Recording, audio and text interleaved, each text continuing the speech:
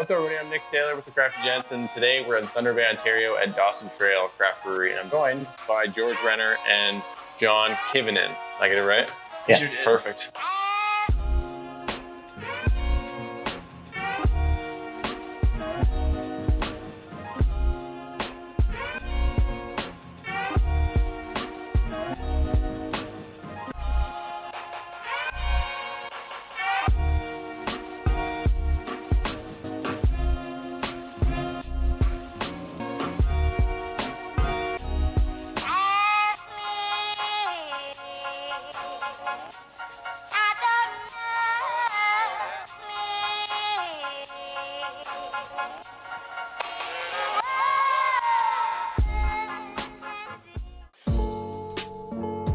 The first beer we have today is called Haze.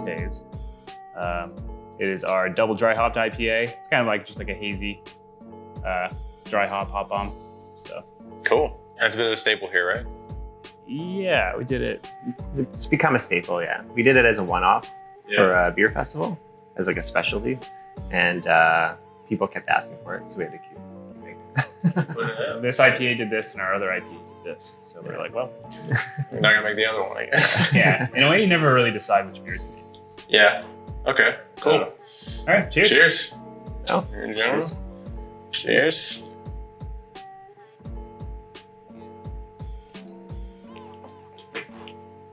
There's a lot of flavor to that. Tasty Nice. beer. It's kind of like a good intro beer for people who don't like IPAs. We get that like, oh, I don't like bitter beers type thing a lot. So it's like, well, just try this. It's too bitter for you. And it's really not bitter at all. The dry hop is a good way to introduce people to IPAs, eh? Yeah, just like a different flavor that beer is. So you guys were brewing beer for years before you opened, right? Together? Something like did 3 years. Yeah. How'd you guys meet originally? went to high school together. We both grew up in Thunder Bay. So. Nice. Yeah, John was in a year before me.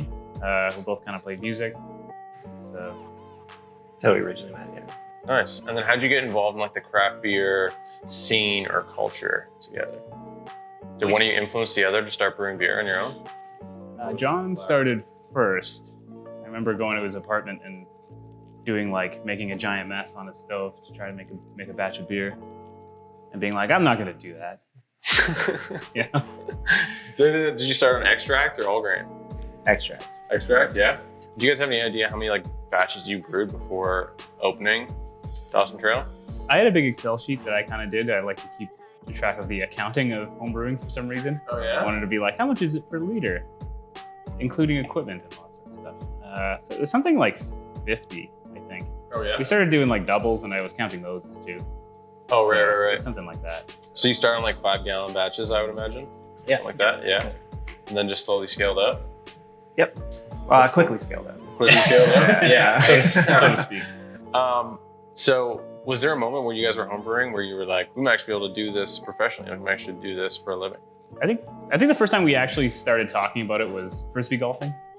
Oh, yeah? One day we were like, Disc golf? Disc golf? Nice. Yeah, I guess people don't like calling it frisbee golf. Golf, I guess.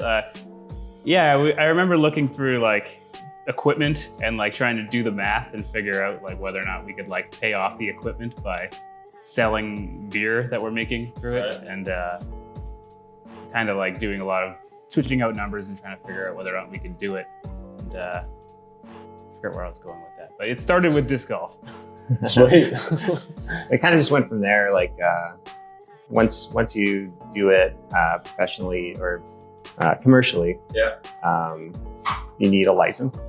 Right. And to get a license, you need a space. And then, so things kind of just, the Excel sheet just kept growing until a point where we kind of had an idea of what we would need to do. And then we wrote a business plan.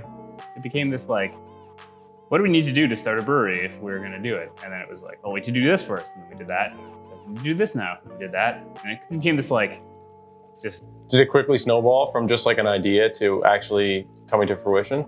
kind of, yeah. Like before you open, I always say like you're kind of just like slowly like picking at stuff. And then as soon as like a lease was signed or like you started like signing papers that like connect you financially to everything, then it snowballs. You're like, then oh shit, we're actually in this now. Then you can't just like walk away and be like, nah, never mind, this is a silly thing. Yeah. So, but no, it's cool. The next beer is also base haze. It is a peach version. Yeah, we have like a trio. We should say that, I guess. There's a trio of base haze variations here, right? Spoiler alert, yeah, it's all base haze. All right, sweet. So the peach version? So this is the peach version. It is unreleased as of today. Nice. This is the first time that you guys have done peach in this? Second. Second time, yeah? We did a cask for a cask festival. Right. So we just took some base haze, production base haze, and put it in a cask with fruit. And it was well received at the cask fest, so we decided this year for the big brew festival in town to do it as a special feature. That's cool. The peach does add like a little something extra to it too. Mm-hmm. It's got pureed peach from our supplier. Nice. So you guys have on, I know I've seen that it says like your mission is to brew great beer. How would you define that for someone that's never been to Dawson Trail before? I've heard of people reference like jazz, or not jazz, funk as like something you can never have like the funkiest thing. You can only ever like just keep getting funkier. Yeah. I kind of think about that with beer. Like you can always like improve something. You can always like make it a little bit better and a little bit better. And the thing with like brewing great beer is I don't like saying we brew great beer, but like that's like our goal. Right. So we're always like trying to like make it a little bit better. And each time. Yeah, and maybe one day someone's like, hey, that beer's great. I'll be like, all right. Thank you. Nice. So you guys, when you opened, you had 3 beers on tap, and now you have a variety of different offerings. There's 8 here, right? Even recently releasing your very first Pilsner, or your first lager, right? Which is the Plymouth Pilsner, which seemed like a hit. It's already gone. So that's awesome. Is that something you guys really thrive on as brewers, like experimenting with new styles and flavors? Yeah. It keeps things interesting for us. Yeah. Just branching out? Yeah. That's cool. I mean, ultimately, you don't want to go to work every day and do the same thing. Right. So I think it's kind of fun to see what's new and work on stuff. We found out early it was stressful to make new stuff because you're not really sure if it's going to work out. Right. Or there's always unknowns when you're scaling stuff up. But eventually, you get a little more comfortable with it. Yeah, like the Imposter, when we did it as a concept, but it's our raspberry lactose cinnamon beer. And when it came out, it was like pretty polarizing. Yeah. So people either loved it, they're like, this is the best, or people are like, no thanks. Not for me. Yeah. It's kind of a fun avenue of stuff to make. It's cool, like, because that's actually kind of speaks to the trend you see in craft beer recently is like with these like very funky styles and like American pales and IPAs seem to pack everything and anything into every beer they produce. How much pressure you guys feel to like make the things that people expect of you versus like branching out and trying new things? Do you feel pressure to do that, or like a little bit? Do you like to jump into the trends that you see? Like, well, our customers ask us, when are you going to do this? When are you going to do that? Right. And it's like, we'll keep that in mind when we, want to explore things to do. When you want to jump into a new style or whatever. I always wonder this, like how much does your personal preference for a beer play into what you're creating? Like how much does your palate influence what you'll see on the tap list on a weekly basis? Probably a little more than it should. Yeah. I would probably say. I mean, say 100%. Yeah, I mean, ultimately we have to like make beer for people and not just us. But I also don't want to have 8 beers on tap that I hate. Yeah. So, I mean, not that I hate any of our beers, but I want 8. I want at least a few of them to be ones that I like, and sometimes that like winds up being like, let's make this one again. Not because anyone really wants, or no one's like pressuring us. People are pressuring us to do other stuff, but like because I think it's like a beer that we should have. Right. So. Was that like an adjustment period when you guys were brewing? Because when you brew beer for yourself, like when you initially start, you're just brewing it for presumably yourself or maybe a few friends, family, and now you're like trying to cater to a little bit of a wider audience. Was that an adjustment period to try to get used to that? It's almost better like brewing for more people because again, like you'll brew a beer that if half the people hate, like at least that other half of people is actually like a decent amount of the market, I guess.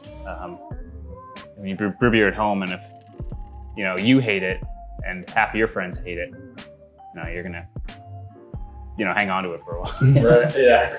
Like when we started, we didn't have our cream ale. It's not on the plate, but we didn't have our cream ale, and we brewed it kind of on a whim. It was supposed to be a different beer, but ended up anyway. And it's become our biggest seller, right? Because that's what sort of the market wants. So for us, it's a balance, I guess. It's a balance between what the market in Thunder Bay wants and us putting our own touch and our own wants and needs on that beer. Cool. So that beer is its development's driven by what we want, but obviously we're making it because the market wants it as well. Exactly. Third beer, also base haze, but with mango. Cheers.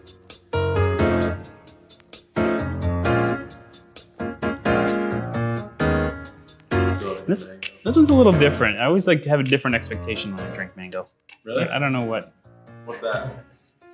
Like mango, like juice almost, or like drink, Yeah. like that, like almost pink colored, like very like slurry kind of like thing that just like it's mostly sugar. I do feel like mango has made like a big jump into craft beer. Like you see it in a lot of beers now. It feels like it goes well with a lot of different styles. A lot of like the hop flavors have like kind of a mango-y sort of Right. thing going on. Same thing with peach, which is I think kind of why we went with mango and peach. But yeah, I think that's kind of why you see that. The peach is great. I had a peach pie the other night, thanks to Chad's girlfriend, MJ, and it was amazing. We ate the whole thing in one night, and there's only 3 of us, so yeah, it's perfect. The one thing I noticed though is that you guys started documenting building the brewery in November of 2015, and then officially opened the doors in February 2016. What was that process like? Like, did you expect to be like, we're gonna be constructing a brewery when you started brewing beer? It seems like a totally different offshoot, right? It was kind of this big whirlwind of things. Like I was saying earlier, like you're not really doing it until you're in the space and it's actually happening. And when it's happening, it's kind of this like big whirlwind of chaos. Started here, it was like an office and like a garage. So it was a pretty big transition from like a kitchenette and a closet to a bar and a fridge and All the stuff a production area. It's one of those things you don't know what you don't know until you start learning what you don't know. Right. And you start figuring out, oh, we need this and we don't have it. And then but To some extent, I still feel like we're still building the brewery. Right. yeah, that's been kind of the weird thing we didn't really think about when we opened, was that like 3 years later, we'd be buying like an integral piece of equipment. Being like, yeah, we finally need this. We've been Like, stirring our beers by hand up until this point. a bunch of stuff like that where you're like, well, you don't want to spend like $1,000 on something that we've been making do without, but then you do, and it's like, well, This is a game changer. yeah. Yeah. So how relieved were you to like officially open in that February? Was that pretty crazy to think about when you're like, we've been homebrewing and now we open our own brewery? It's pretty nerve-wracking. Yeah. What was the feeling like when you think back to that time? Opening your doors, hoping people show up. I'll wait for that. I think it's a bit surreal. It's like it's still a bit abstract. Like we produce, like for any brewer probably feels this way. You produce a lot of volume, well, relatively a lot of volume compared to like 5 gallon batch. So we produce a lot of volume, and we're not. It's like abstract where it goes, you know. Right. So it was kind of like that the whole time. Like the idea that people are buying our beer was really sort of abstract. It's pretty crazy, right? Does it still feel that way? Like even now when you think about it, you're like, Jesus, we're sending this out, giving it to people? It comes in weird little waves. I remember like a couple years ago when we finally got like a sign.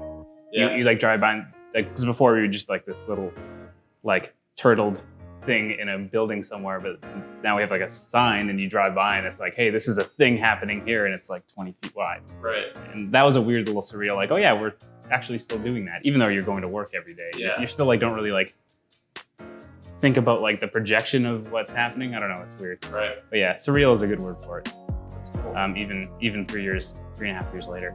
It must be surreal too, like seeing, like you guys said you grew up in Thunder Bay, right? And now a variety of establishments in Thunder Bay are selling your beer, right? And it seems like it's a really supportive community as Thunder Bay as a whole. I think about like doing this eating contest with Sleeping Giant and like the walleye having you on the cover. Just dominated, really. They destroyed you? Yeah. Damn. Steve. I gotta ask them about it tomorrow because that's where we're going. So maybe they'll Bring me talk some about some trash.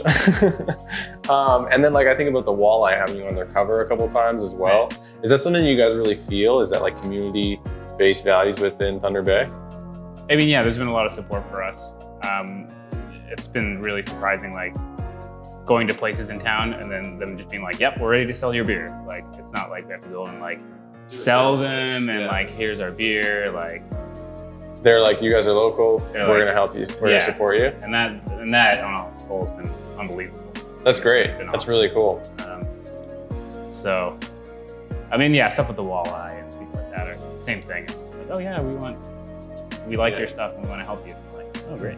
So a lot of the businesses that are, well, a lot of the businesses that have sort of grown over the last few years are in like the food industry, and they're usually like younger people, like people maybe like slightly older than me, but there's a lot of support for each other. Right. Whereas I think the atmosphere before was between businesses might have not been as friendly, but I think just recently, in the last 5-10 years, there's more. Yeah. It's definitely more support each other. That's really cool. It's funny because like we've noticed this too, just like talking to different breweries and sitting down with everyone, that like craft beer seems to have this like community, like unspoken agreement that you're going to be helpful of each other, no matter where you go. And then being in Thunder Bay, it seems like it's a supportive community as it is. And then having craft beer on top of that seems like it would just add to it. Mm-hmm. Well, Thunder Bay's got this like isolated sort of mentality to it. Right. So not mentality, but just like a culture almost, right? Yeah. Kind of like you're on your own out here. Yeah. So you might as well, make everyone else, help everyone else out, and make it all work for everybody. That's really cool. Is there anything that you guys look to do? I know you guys have, like we talked about the eating contest, obviously, but are there other events that you guys look to do in the future, whether it be like beer fest or things like that you're looking to get a part of? Expanding on doing stuff like outside of town would be fun. Yeah. It's always kind of challenging again because we're so far away from everything. Like to get to like Sudbury or like North Bay or whatever, it's like kind of a big jaunt for us. Yeah. So doing more stuff like that would be fun. Having our own kind of like little events is something we've thought about, but when you're like still building a brewery, like we've said, like it's kind of a hard thing to shoehorn in, Well, thank you guys so much for having us. Yeah, thanks for having me. I appreciate it. Thank you.